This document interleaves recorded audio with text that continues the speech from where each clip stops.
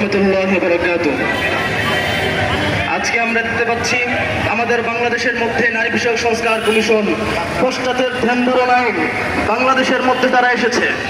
স্পষ্ট ভাষায় ঘোষণা করে দিতে চাই, বাংলাদেশ হচ্ছে সর্বমুক্তের দেশ। এই বাংলাদেশের মধ্যে যদি পশ্চাতের কোন ধ্যান ধারণা বাংলাদেশের মধ্যে যদি হয়, এ দেশের আলেম ওলামারা তারা কুরবানি করার জন্য ধুলিধার দিবে, পশু কুরবানি করার জন্য নয়, তাদেরকে কুরবানি করার জন্য বাংলাদেশের মাঠে আনবে ইনশাআল্লাহ।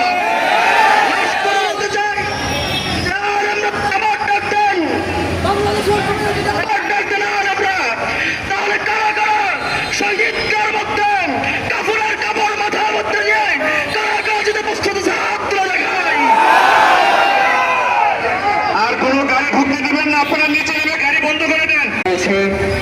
24-এর এই গণ অভ্যুত্থানের সূচনা হয়েছিল হেফাজতে ইসলাম বাংলাদেশের 13 সালে যে সমস্ত অগণিত গণহত্যার মাধ্যমে আমার শহীদদের বুকের মধ্যে রক্ত ঝরার মাধ্যমে সূচনা হয়েছিল গণ অভ্যুত্থানের।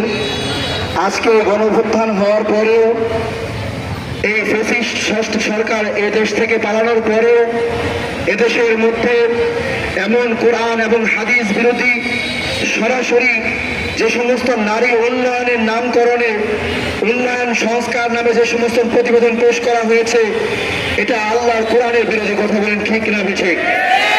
শরীরে এক বিন্দু রক্ত বেঁচে থাকা সত্ত্বেও আমরা কোরআন এবং আল্লাহ তাআলার আইনের বিরোধী কোনো আইন বাস্তবায়ন হতে দেব না দেশে ইনশাআল্লাহ।